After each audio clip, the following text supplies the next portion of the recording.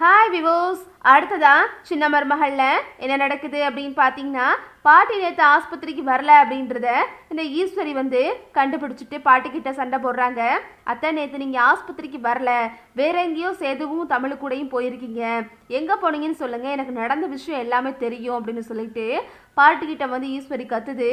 அடியே, உனக்கு என்னடி தெரியும்? நாங்கள் இங்கே தான் வந்தோம். நேற்று நாங்கள் வரும்போது இந்த நர்ஸுகள்லாம் இங்கே கிடையாது. நாங்கள் கொஞ்ச நேரம் டெஸ்ட் எடுக்க போயிட்டோம் அப்படி இப்படின்னு சொல்லிட்டு பாட்டி ஈஸ்வரி வாயை அடைச்சிருது. அது மட்டும் இல்லாமல் நீ வந்த வேலையை மட்டும் பாரு, தேவையில்லாதெல்லாம் ஆராய்ச்சி பண்ணிக்கிட்டு இருக்காத, போ கால் அமுக்கும் போது அப்படின்னு சொல்லிட்டு பாட்டி ஈஸ்வரியை திட்டி சத்தம் போடுறாங்க. இருந்தாலும் ஈஸ்வரி இந்த கிழவி ஏதோ திருட்டுத்தனம் பண்ணுது அப்படின்னு சொல்லிட்டு மனசுல நினைச்சுக்கிட்டே அமைதியா இருந்துக்கிறாங்க. அப்புறம் பார்த்தீங்கன்னா பாட்டி கரெக்டாக தமிழ் பரீட்சை எழுதி முடிக்கிற டயத்தை கணக்கில் வச்சுட்டு அங்கேருந்து கிளம்புறாங்க. இங்கிட்டு தமிழும் சேதுவும் ஒரு வழியாக பரீட்சை எழுதி முடிச்சுட்டு வீட்டுக்கு வந்துடுறாங்க. தமிழ் எப்படியோ பாட்டியோட உதவியால் 4 பரீட்சையும் வெற்றிகரமாக எழுதி முடிச்சிடுறாங்க. இந்த 4 பரீட்சைக்குமே பாட்டி இந்த 4 பிள்ளைகளையுமே ஆஸ்பத்திரிக்கு கூட்டிகிட்டு போய் கை அமுக்குங்க கால் அமுக்குங்கன்னு சொல்லிட்டு 4 நாளும் படுத்தி எடுத்துடுறாங்க. அதே மாதிரி கடைசி பரீட்சைக்கும் பாட்டி இந்த 4 பேரையும் ஆஸ்பத்திரிக்கு கூப்பிடுறாங்க.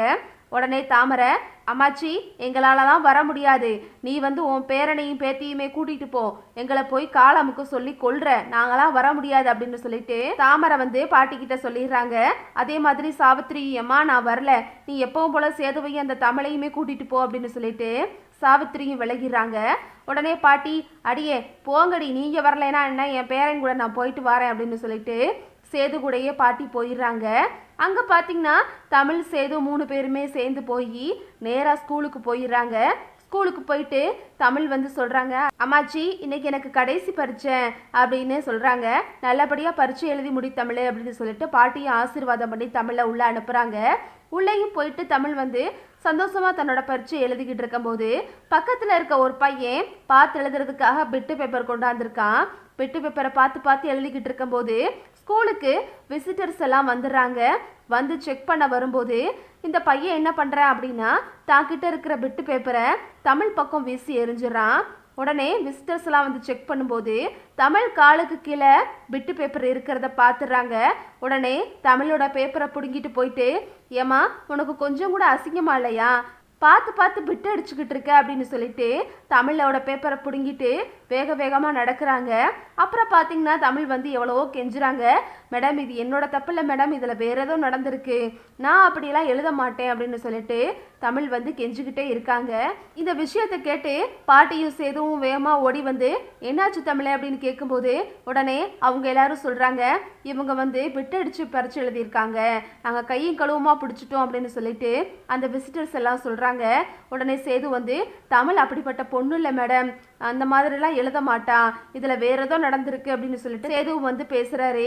பாட்டியும் ஏமா இந்த மாதிரிலாம் என் பேத்தி அப்படி எழுத மாட்டாமா, நீ என்னம்மா இப்படி பிடுங்கிட்டு போகிற பேப்பர்லாம், அந்த பிள்ளை வாழ்க்கைமா எவ்வளவோ கஷ்டப்பட்டு அந்த பிள்ளை பரிச்சு எழுத வந்துச்சு அப்படின்னு சொல்லிட்டு பாட்டியும் விசிட்டர்ஸ் கிட்ட பாட்டியும் கேட்குறாங்க.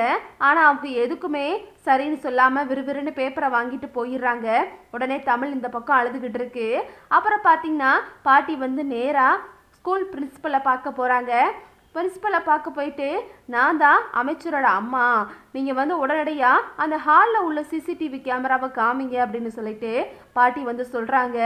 உடனே அவங்களும் அமைச்சரோட அம்மாவா, நாங்கள் உடனடியாக காட்டுறோம் அப்படின்னு சொல்லிட்டு ஸ்கூல் பிரின்சிபல் தமிழ் பரீட்சை எழுதின ஹாலில் உள்ள சிசிடிவியை போட்டு காட்டுறாரு.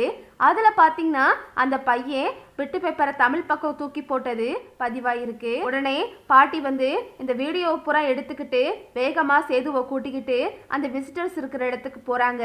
அங்கே போயிட்டு பாட்டி நடந்த விஷயம் எல்லாத்தையுமே சொல்கிறாங்க.